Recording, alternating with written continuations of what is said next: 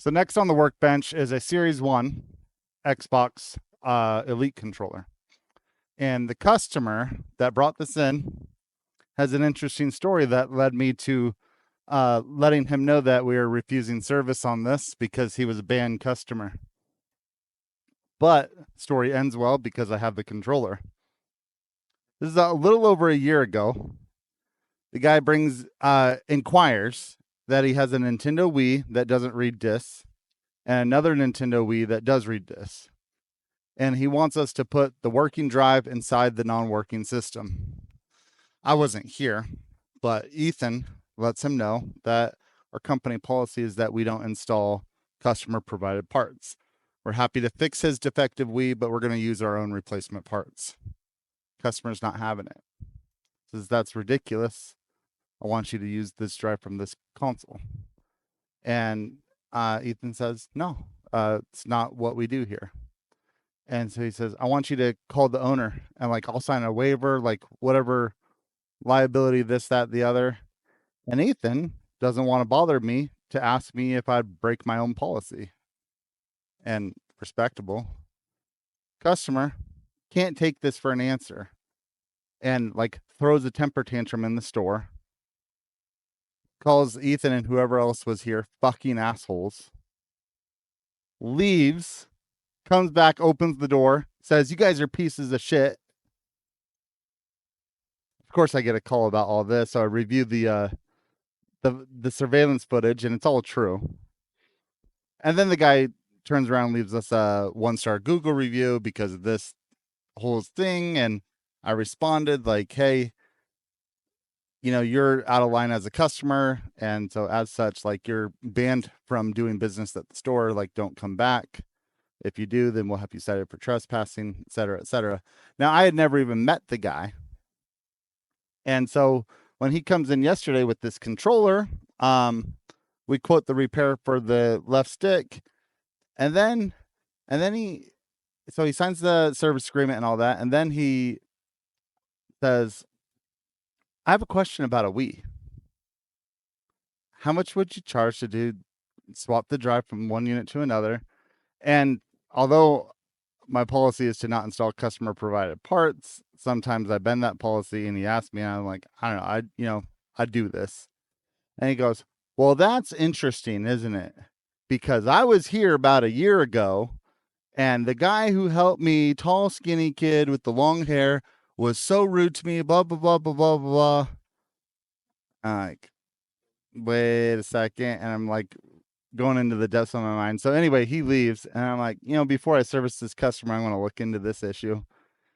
And so I found the review. I'm this situation is familiar, and this guy is banned. So I'm not going to be servicing his controller. So I sent out the text message, hey, we're refusing service on your controller. You're welcome to come pick it up. He immediately calls the store. What do you mean you're refusing service? So Ashton hands the phone to me. And I'm yeah, according to my records, it looks like you're a banned customer. So we're refusing service on your controller. You can come pick it up. And after that, you're not welcome in the store ever again. What do you mean? Why? Blah, blah, blah, blah. I kind of go over the whole story that I just went over with you. We don't tolerate customers berating the staff and cursing at them. Your business isn't valued to where we're going to just be treated like that. And I'm going to leave you a negative review. I said, you already have. As a matter of fact, out of principle, if you leave a negative review recommending others not to come here, you can't then come here yourself, because that's backwards logic. You can't not recommend us, 1-star review, everyone avoid here, and then still claim that privilege to come here yourself. So you leave a 1-star review saying avoid this store, you don't get to shop here anymore, period, and stop. And then he said, I'm just going to have a friend bring it in and do it behind your back. And I'm well, I am the only one that services the Elite controllers, and I've written down the serial number, and I will do everything I can to avoid that from happening.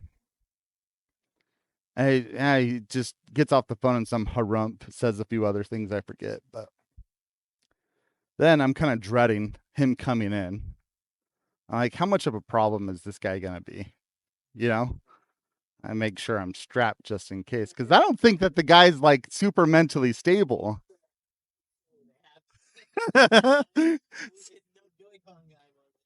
So anyway, he comes in and I'm helping another customer with a different repair, and he patiently waits. He says he wants to speak to the owner. And then, so I make time, say, okay, you got your controller back. Looks like Ashton had given it to him. I like, how can I help you? And this is where things change. He says, I want to apologize. He says, and this is what kind of changed it for me. He goes, even if you continue to have me be a band customer, that's fine. I'll respect that. But I want to let you know that I did curse out your employees and I shouldn't have, because I have a tick where I get emotional and I let it get away from me that day. And I recognize that that was wrong.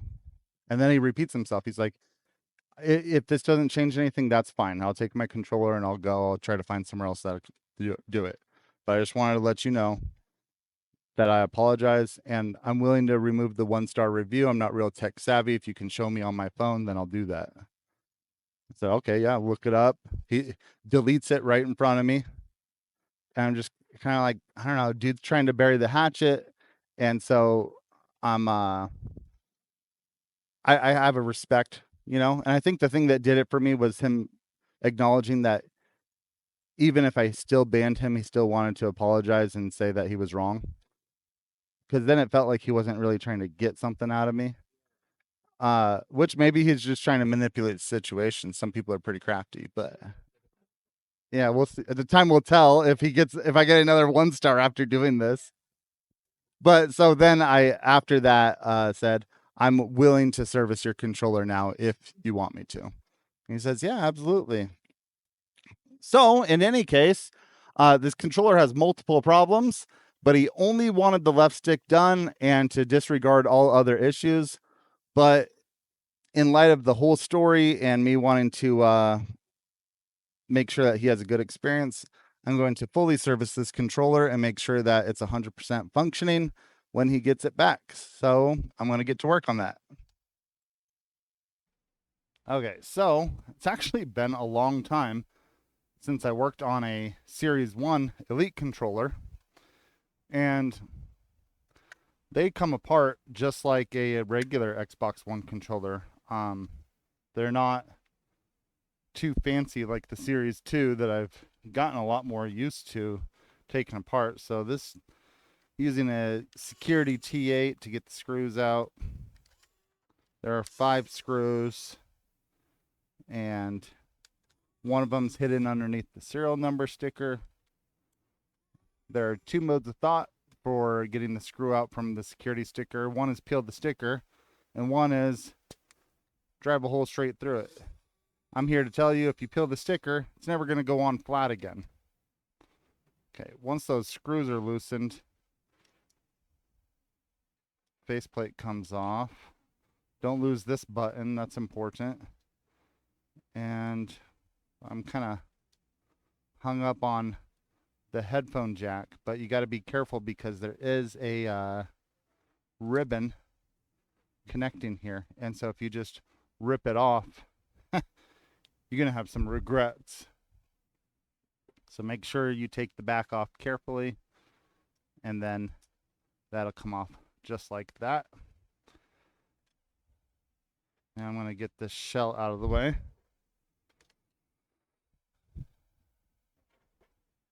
And these caps come off just like a regular cap, even though they're special.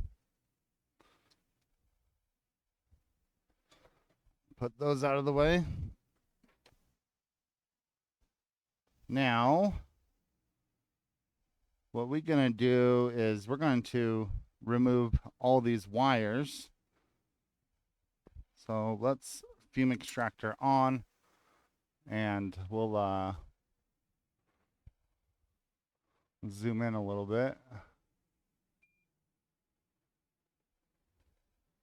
So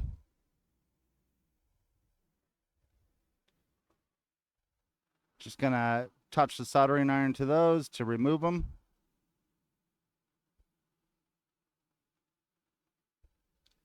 Same thing on the other side.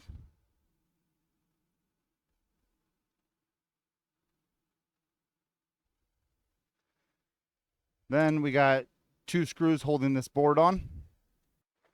These will come out with a T6.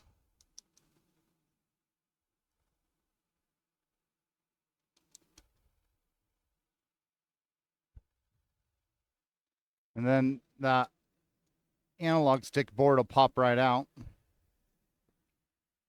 Now I'm wanting to service the bumpers, so this guy's gonna have to come off.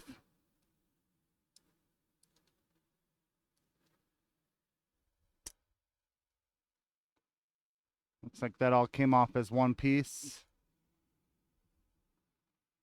And ordinarily I'd say I can just leave the board intact to replace the bumpers. However, I'm going to take this board out anyway to clean the buttons. So let's take those screws out.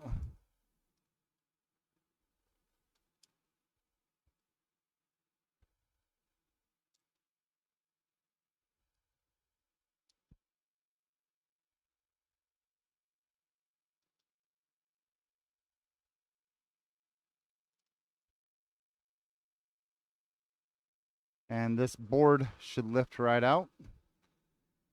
Now, I'm going to clean this off camera, but this is all going to get cleaned. We're going to do the soldering work here. Looking at the backside here, this is one of the bumper switches and this is the other one. And you could use a desoldering gun to get those out, but a lot of people don't have such a fancy tool. So I'm going to show you an alternative method, which is actually my preferred method. And that is to use low melt removal solder. So I'm going to add it to the existing solder joints. And then because it stays melted longer, I can just kind of heat these joints up and push that switch right through and pull it out. Then I can come along with desoldering braid and clear the holes.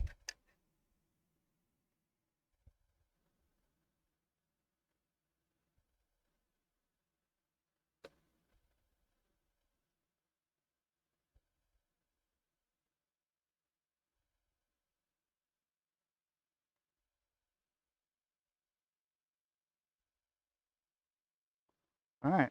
You may have noticed that this one wasn't fully soldered in the first place. Don't know what to say about that. And clean it with a little bit of IPA.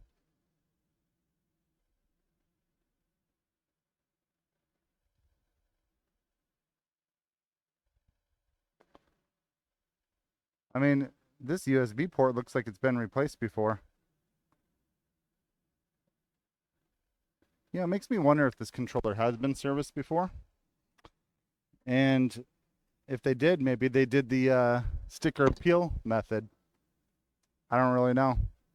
But let's do the other bumper switch here.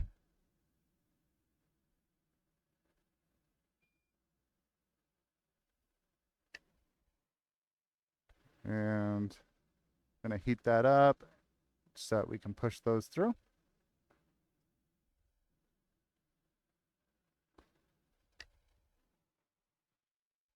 And then we'll wick this up.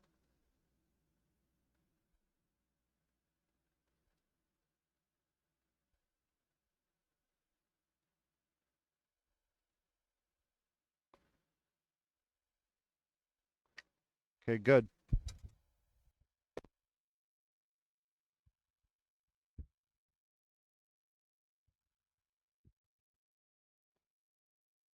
Now we can take our replacement switch.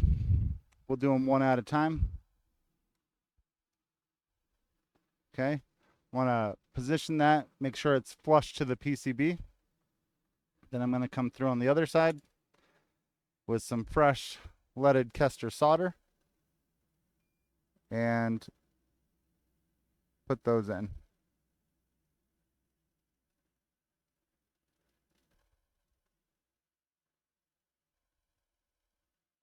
Now we'll do the other one.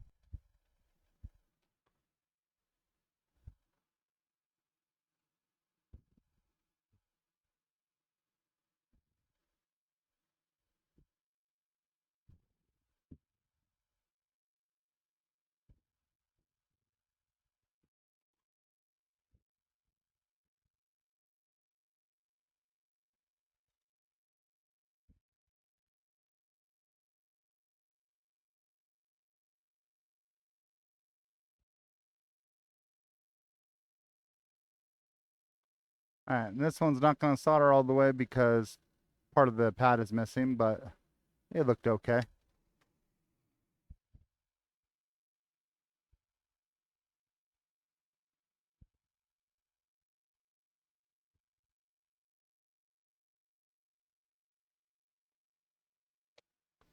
Okay, now the board with the bumper switches is done. You get one? Excellent. What kind of job is it? Oh yeah, that HDMI port's jacked. Did will you do a pre-test, check power in the disk drive, and then tear it down for me? Thanks. Bumper switches are done. I'm gonna transition my focus toward the analog sticks. For the analog sticks, we're going to use the method that's called the hot swap. And in order to prepare for that, I'm going to add leaded solder to all the solder joints on both sticks. And we'll zip through that real quick.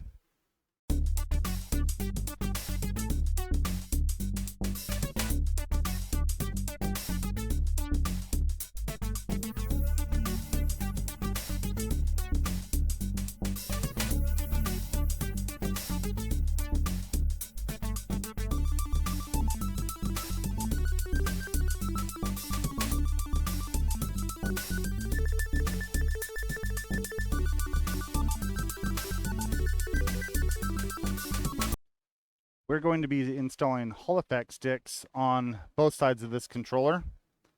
And I'm going to do a hot swap method, which requires mounting the controller to a board holder. Got the Hakko OmniVice here.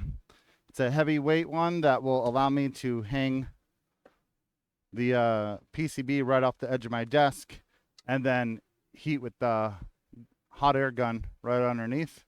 I have a excellent tool just for such things. So I can position that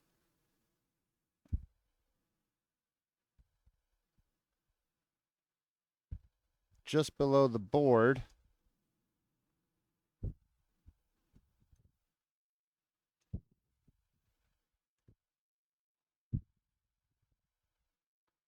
Like so.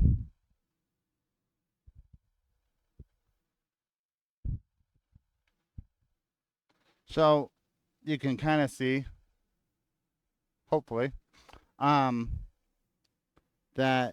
I got this right beneath the board, and I can, kind of rock this a little bit, and I can move it farther away or closer to it.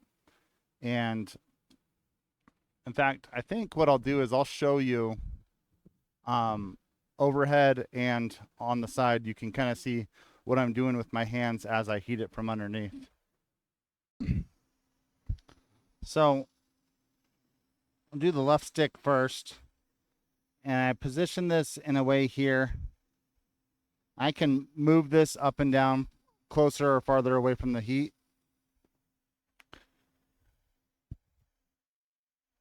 Guess you want to see that part.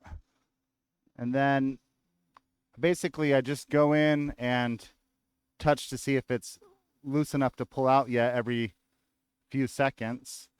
I'm at 350 degrees.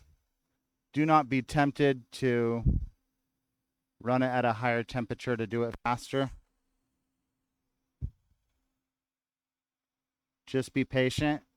At a higher temperature, you're going to fry the PCB. So the right stick always takes longer than the left stick. There's just more board surface area to heat up. But all the same, I'm gonna touch it here and there. I like to do it as soon as it's melted enough to come out, because I don't need to be exposing this board to more heat than what's necessary. Yeah. What?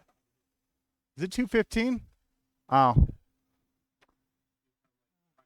Yeah, tell them about 10 minutes. All right, there that goes. And then pull that away. Let the solder harden. Okay, those are soldered on good. Okay, 3 hours later, because life gets busy, it's done.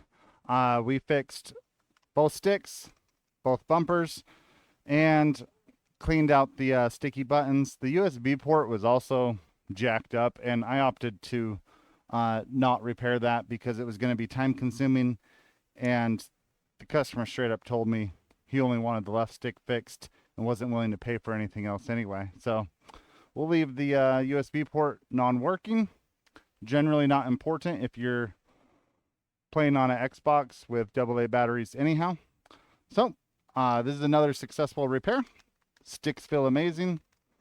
Bumpers feel amazing. Don't forget to subscribe, like, comment, and check out my other videos. You might find something helpful.